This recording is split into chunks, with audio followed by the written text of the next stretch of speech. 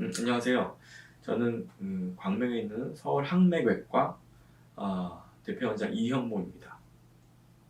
이 영상에서 정맥류를 치료할 때 어떤 방법을 선택해야 되는지 그걸 좀 설명드리려고 합니다. 일반적인 정맥류가 어떤 질환이고 무슨 증상이 있는지 그런 거는 너무 이제 자료가 많고 쉽게 이제 접근이 가능하기 때문에 그런 얘기는 나중에 시간이 되면 다시 할 기회가 있으면 그때 해드릴게요.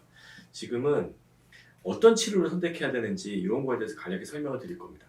요새 베나시라고 클라리베인이 비싸게 받을 수 있기 때문에 일부 병원에서 자꾸 그런 쪽으로 이제 유도하는 경우들이 있어요.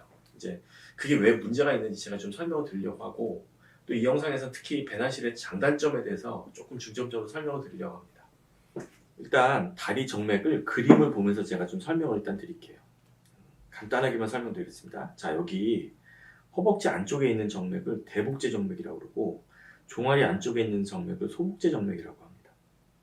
우리가 레이저 고주파 베나실, 클라리벤 이런 방법을 사용해서 없애려고 하는 정맥은 바로 이 대복제, 소복제 정맥입니다.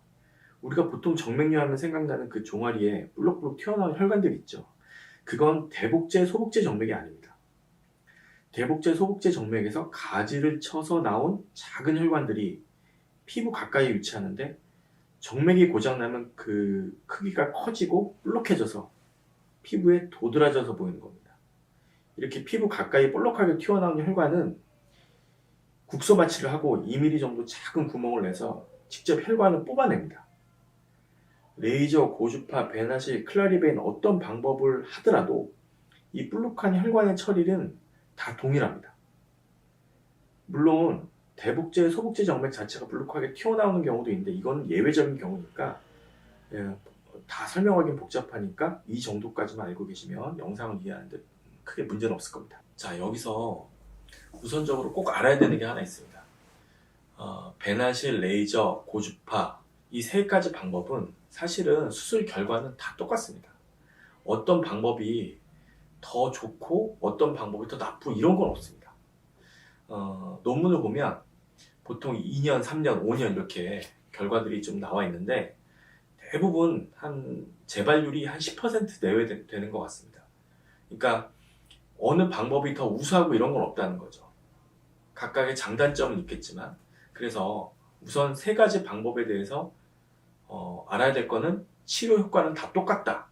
이걸 일단은 알고 계셔야 됩니다. 그래서 어떤 방법이 다른 방법보다 더 우수하다고 말을 한다면 그건 믿으시면 안 됩니다. 거짓말일 가능성이 높고요.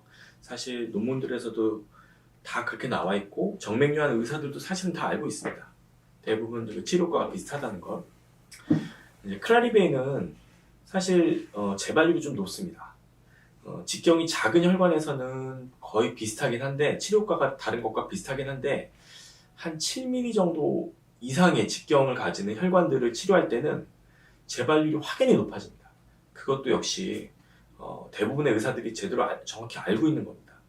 클라리베인을 제외하면 레이저, 고주파, 베나실의 치료 효과는 다 똑같습니다. 그래서 어떤 방법이 더 좋다고 설명할 수 없고 다 비슷한 정도의 치료 효과를 보이고 있는 겁니다. 자, 이제부터는 각각 그 시술 방법의 장단점을 설명할 텐데요. 가장 강조하고 싶은 베나실부터 일단 설명을 하겠습니다. 자, 우선 베나실의 장점에 대해 설명드릴 텐데요. 아까 그림에서 보였듯이 대복제 정맥, 소복제 정맥을 치료할 때 레이저나 고주파는 열로 지진 거기 때문에 그 위에 국소 마취를 좀 여러 번 해야 됩니다. 근데 베나실은 열로 하는 게 아니기 때문에 끈적끈적한 액체를 넣는 거기 때문에 국소 마취를 따로 그 부위에 할 필요는 없습니다. 그래서 수술하는 도중에 통증이 아무래도 좀 적겠죠. 국소 마취하는 부위가 국소 마취를 적게 하니까. 그런 장점이 있습니다. 그런데 꼭 아셔야 될 거는 사실은 아까 볼록볼록 튀어나온 혈관은 베나실, 레이저, 고주파 어떤 방법으로 하든지 볼록볼록 튀어나온 혈관은 국소 마취를 해서 따로 제거를 한다고 그랬죠. 이거는 세 가지 방법 모두 다 공통입니다. 그래서 그럴 때는 어쩔 수 없이 그것도 이제 국소 마취를 해서 제거하는 건 마찬가지지만 대복지 정맥, 소복지 정맥을 제거할 때는 베나실은 국소 마취가 따로 필요 없습니다. 그래서 조금 편한 면이 있겠고요. 또 한 가지 장점은 수술하고 나면 레이저나 고주파는 그 지진 부위가 약간 당기고 아픕니다. 2, 3주 정도. 일상생활을 방해할 정도로 심하게 아픈 건 아닌데 약간 당깁니다. 근데 베나실은 대복지 정맥, 소복지 정맥을 치료할 때 열로 하는 게 아니기 때문에 2, 3주 정도 그 당기는 느낌이 수술에 없습니다, 거의. 그래서 그런 면에서도 역시 장점이 있습니다. 배나실의 단점에 대해서 말씀드릴 텐데요. 첫 번째는 가끔 알레르기 반응이 있습니다. 한 10%에서 20% 정도의 환자에서 발생하는데요. 배나실을 넣은 혈관에 따라서 그 피부가 가렵습니다. 빨갛게 되고. 근데 대략 뭐 1주에서 2주 정도 약을 먹으면 좋아지기 때문에 뭐 큰 단점이라고 설명하기는 어렵습니다. 두 번째 단점에 대해서 말씀드리면요. 가격입니다. 아무래도 배나실을 좀 비싸게 받는데요. 비싸게 받는 이유가 일단 배나실 업체에서 각 병원에 배나실을 공급할 때 한 앰플당 120만 원씩 정도의 공급을 합니다, 요새. 그게 이제 수술 그 부위에 따라서 한 앰플이 필요할 수도 있고 두 앰플이 필요할 수도 있는데 그만큼 병원 입장에서는 더 비싸게 받아야 되겠죠. 그리고 배나실을 뭐 가장 최근에 나왔다, 가장 좋은 방법이다 이렇게 선전을 하면서 병원 나름대로 비싸게 받을 수 있는 명분을 만들고 있습니다. 그래서 레이저나 고주파에 비해서 배나실을 수백만 원씩 더 받는 곳이 많은 겁니다. 그런데 꼭 아셔야 되는 건 다시 한번 말씀드리지만 레이저, 고주파, 배나실은 치료관 다 똑같습니다. 어떤 게 더 좋은 방법이라고 말할 수가 없습니다. 세 번째 단점은 배나실은 최근에 나왔기 때문에 장기적인 데이터가 없습니다. 그 얘기는 뭐냐면 보통 논문들 보면 2년, 3년, 길어야 5년 정도의 데이터가 나와 있고 그 정도 기간의 결과를 봤을 때 레이저나 고주파에 비해서 배나실도 치료 효과가 뒤지지 않는다 정도가 지금의 결론입니다. 그래서 뭐 5년 이상, 10년 이상 지났을 때는 배나실로 한 환자하고 레이저나 고주파로 치료한 환자하고 재발률의 차이가 어떻게 될지 아직은 알 수가 없습니다. 그만큼 이제 장기적인 데이터가 아직은 없다는 게 또 다른 단점이 되겠죠. 네 번째 단점에 대해서 말씀드리면 배나실이란 거는 이제 그 몸에 들어가서 딱딱하게 굳습니다. 굳는데 우리가 치료하려는 혈관에만 머물면 되고 사실 대부분 이제 그렇게 시술을 하죠. 근데 진짜 만약에 우리가 치료하려는 대복제정맥, 소복제정맥이 아니고 저 깊숙이 있는 큰 정맥에 배나실이 새어서 그쪽으로 들어가면 사실 그런 일은 거의 없습니다. 근데 만약에 실수를 해서 그게 들어가면 좀 문제가 커집니다. 왜냐면 우리가 이제 보통 혈전이라고 혈관을 막고 있는 핏덩어리가 있을 때 그건 이제 치료가 필요합니다. 여러 가지 문제가 있을 수 있기 때문에. 근데 이제 저절로 녹기도 하고 약을 쓰면 좀 빨리 녹겠죠. 어쨌든 그런 치료가 필요한데 심부정맥 혈전증이라고 합니다. 그런데 배나실은 외부에서 어떤 물질을 넣은 거기 때문에 그게 딱딱하게 굳어져서 사실 5년 정도 안에는 일정 부분이 조금씩은 녹겠지만 그대로 남습니다. 우리가 약을 쓴다고 해서 빨리 녹일 수도 없고 저절로 녹지도 않습니다. 그 녹는 속도가 굉장히 느리기 때문에 최소 5년간 일정 부분은 남아 있습니다, 몸에.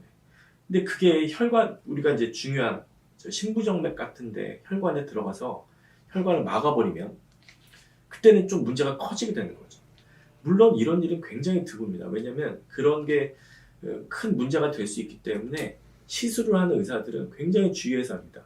그래서 실제로 발생하는 일이 거의 없지만 그래도 언급을 안 할 수는 없어서 일단 네 번째 추가적으로 좀 말씀드리면 배나실이란 거는 이제 우리가 이제 인공적으로 만든 어떤 외부의 물질이고 그게 우리 몸속에 장기간 5년 이상 이렇게 있다는 게 사실 꺼림칙하게 느껴질 수도 있습니다. 아까 말씀드렸듯이 장기적인 데이터가 없기 때문에 이게 오랫동안 몸에 있을 때 어떻게 된다 이런 거에 대해서 사실 우리는 괜찮다고 생각을 하고 저도 그렇게 생각을 하고 저도 시술을 하지만 뭐 10년 이상 이렇게 지났을 때 나중에 뭐 뜻밖의 연구 결과가 나와서 이게 어떤 문제를 일으킬 수 있겠다 이런 연구가 안 나온다는 보장은 사실 없거든요. 그래서 이런 게 좀 꺼림칙해서 사실은 배나실을 싫어하고 안 하는 의사들도 굉장히 많습니다. 대학병원 교수들도 배나실을 하는 사람도 있지만 사실은 배나실을 굳이 왜 해? 하는 사람들도 굉장히 많은 게 이런 이유들 때문입니다.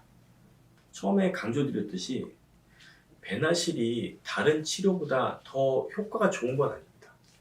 여러 치료 방법들 중에 하나의 옵션일 뿐입니다. 그런데 어떤 병원에서 이 배나시를 꼭 해야 하고 이 배나실이 가장 좋은 치료 방법인 것처럼 얘기를 한다면 한 번쯤 의심을 해봐야 됩니다. 걸러서 들어야 돼요. 이게 혹시 병원 수익을 위해서 그냥 권하고 있는 건 아닌지 한번 다시 좀 환자분들이 생각을 해야 됩니다. 다음은 레이저하고 고주파에 대해서 말씀드릴 건데요. 레이저나 고주파는 열을 이용해서 혈관을 이제 찢어서 없애는 거고 원리가 거의 비슷합니다. 약간의 차이가 있겠지만, 그래서 레이저 고주파를 따로 설명하지 않고 그냥 묶어서 한 대 설명을 하고, 최근에는 이제 이렇게 레이저 고주파를 따로 분리하지 않고 같이 이제 열로 하는 치료로 분류해서 같이 설명하는 경우가 많이 있습니다. 열을 사용하지 않는 치료로서 이제 베나실과 클라리베인이 있고, 열을 이용해서 치료하는 방법이 레이저 고주파가 있는 겁니다. 예, 첫 번째 장점은 이제 장기적인 데이터가 있고 충분히 이제 경험이 많이 쌓였다는 점입니다. 나온 지 20년 이상 됐고, 뭐 연구 결과도 보면은 뭐 10년 이상 팔로우한 데이터도 있고, 그래서 뭐 안전하고 효과적인 치료 방법이라는 게 사실은 이제 어느 정도 충분히 증명이 돼 있습니다. 그게 이제 첫 번째 장점이 될 거고요. 예, 두 번째 장점은 가격입니다. 사실 절대적으로 가격이 싸진 않은데요.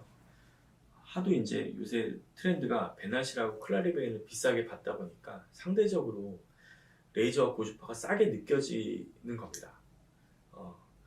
그런데 다시 한번 말씀드리지만 레이저 고주파, 베나실은 치료 효과가 모두 동일합니다. 단점에 대해서 말씀드릴 텐데요. 첫 번째는 일단 수술할 때 국소 마취를 좀 많이 해야 됩니다. 대복제 정맥, 소복제 정맥을 할 때 베나실은 국소 마취를 많이 안 해도 되니까 상대적으로 이제 좀 수술할 때 통증이 덜 하겠죠. 근데 이제 레이저나 고주파는 조금 이제 국소 마취를 여러 번 해야 돼서 수술 과정이 좀 아플 수 있는데, 그래서 저는 이제 보통 저도 그렇지만 딴 병원도 어떻게 하냐면 이제 마취할 때 잠깐 수면 유도제를 들여서, 그러니까 잠깐 주무시게 하는 겁니다. 그래서 5분, 10분 주무시는 동안 그동안 마취를 막 해놓으면 본인이 이제 깼을 때 이제 마취해놓은 거에 대한 통증을 못 느끼고 그냥 넘어가는 경우가 많기 때문에 보통 이런 식으로 이제 이런 방법을 해결하고 있습니다. 네, 두 번째 단점은 수술하고 나면 한 2, 3주 정도 허벅지가 약간 당깁니다. 종아리에 있는 소복지 정맥은 거의 그런 게 없는데 허벅지에 있는 대복지 정맥은 레이저나 고주파로 지지면 2, 3주 정도 좀 당깁니다. 그런데 일단 2, 3주 정도 지나면 거의 좋아지고요. 일상생활에 지장이 줄 정도로 심하게 당기진 않습니다. 조금 당기는 편이긴 합니다. 근데 이제 고주파는 확실히 레이저에 비해서 덜 당깁니다. 좀 확인해 제 경험상 차이가 있어서 저는 항상 이제 환자분들한테 설명할 때 실비가 있으면 고주파 좀 하시고 실비가 없으면 보통 이제 제가 이제 레이저를 권합니다. 고주파가 확실히 수술하고 나서 허벅지 당기는 게 레이저보다 확실히 덜합니다. 물론 레이저도 심하게 당겨서 일상생활을 방해하거나 그럴 정도는 아닙니다. 세 번째 단점은 약간 복잡할 수 있는데 대략적으로만 이해하시면 됩니다. 대복지 정맥이 이제 허벅지에 있는 혈관이라고 말씀드렸는데요. 그 혈관이 사실은 그 종아리까지 쭉 연결이 되어 있습니다. 근데 무릎 위에 있는 혈관, 그 대복지 정맥만 고장이 나면 그것만 치료하면 됩니다. 근데 무릎 밑에 대복지 정맥이 같이 고장이 나 있을 때는 상황에 따라서는 같이 치료를 해야 되는 경우가 있습니다. 그러니까 대복지 정맥인데 무릎 아래에 있는 대복지 정맥도 고장이 나면 그것도 레이저나 고주파로 지지는 경우가 있습니다. 그런데 무릎 아래에 있는 대복지 정맥은 신경하고 약간 가까이 있습니다. 감각신경하고. 그래서 한 30명에 1명 정도 제 경험상으로는 그걸 이렇게 지지고 나면 2, 3개월 정도 그 안쪽 복사뼈 그 주위 부분이 약간 감각이 좀 무뎌집니다. 약간 남의 살 만지는 것 같기도 하고 그 부분 국소적으로 그 감각이 약간 저하되는 경우가 있는데요. 그런 경우에는 대부분 돌아옵니다. 2, 3개월 안에 대부분 다 돌아오고 논문을 봐도 6개월 안에 95% 이상 돌아온다고 돼 있습니다. 제 경험을 봐도 그렇고요. 그래서 일시적으로 이제 감각신경이 조금 영향을 받을 수 있다. 이런 단점이 있는데 이건 일시적인 걸 뿐입니다. 영구적인 건 아니어서. 근데 이제 이런 거를 레이저나 고주파의 단점으로 부각시켜서 이제 배나시를 권유하는 병원들이 사실 많은 게 사실이죠. 가끔 인터넷 보면 영구적으로 뭐 감각신경이 이제 손상이 돼서 그 감각신경이 안 돌아온다. 이제 이런 케이스 이제 경험담을 들어보셨을 수도 있어요. 이제 이거는 뭐냐면 앞에 얘기하고 좀 다른 겁니다. 그 레이저나 고주파로 대복제 정맥을 지졌을 때 주변의 감각신경이 영향을 받는 건 일시적입니다. 근데 영구적으로 손상되는 경우는 레이저나 고주파로 지졌을 때가 아니라 우리가 이제 볼록볼록 튀어나온 혈관을 제거한다고 그랬잖아요. 국소 마취해가지고 직접. 그런 경우에 감각신경을 같이 손상을 입히는 경우가 있습니다. 그때는 감각신경이 잘리기 때문에 영구적으로 손상이 되겠죠. 그거는 레이저, 고주파, 배나실 모든 방법, 그러니까 세 가지 방법에 동일하게 시행되는 그 수술 방법입니다. 그 볼록볼록한 걸 튀어나오는 그 정맥류 제거술은. 그렇기 때문에 이거는 레이저, 고주파, 배나실의 차이가 아니라 그 튀어나온 혈관을 제거하는 의사의 어떤 실수가 문제가 되는 거죠. 그러니까 이거는 레이저나 고주파의 단점이라고 보기보다는 그냥 그 튀어나온 혈관을 제거할 때 있을 수 있는 실수 중에 하나인 겁니다. 마지막으로 클라리베인에 대해서 간략히 설명을 드리겠습니다. 저는 이 시술을 하고 있지 않은데요. 하지 않은 이유는 사실은 이게 앞에서 말씀드렸듯이 직경이 작은 혈관을 치료할 때는 뭐 다른 방법하고 치료과는 거의 비슷하긴 한데 직경이 조금만 커지면 이게 재발률이 좀 높아집니다. 확실히 증명이 된 거고 여러 의사들도 다 알고 있습니다. 그래서 수술할 때 통증이 배나시처럼 적은, 그러니까 국소 마취를 좀 적게 하기 때문에 통증이 적은 장점은 있는데요. 특정 상황에선 재발률이 확 높아지는 단점이 있기 때문에 저는 굳이 이 시술을 하지는 않고 있습니다. 만약 통증이 없는 방법을 굳이 찾는다면 사실은 클라리베인보다는 배나실이 낫다고 생각합니다. 제가 이 영상에서 말하고 싶은 거는 이겁니다. 레이저나 고주파나 배나실이나 치료 효과는 다 똑같습니다. 어떤 방법이 더 좋다고 말할 수는 없습니다. 각각의 장단점이 있으니까 충분히 아셨으면 좋겠고요. 그리고 배나실을 꼭 해야만 하는 정맥은 없습니다. 배나실은 여러 치료 방법 중에 하나일 뿐입니다. 이 점을 꼭 다시 한번 말씀드리고 싶습니다.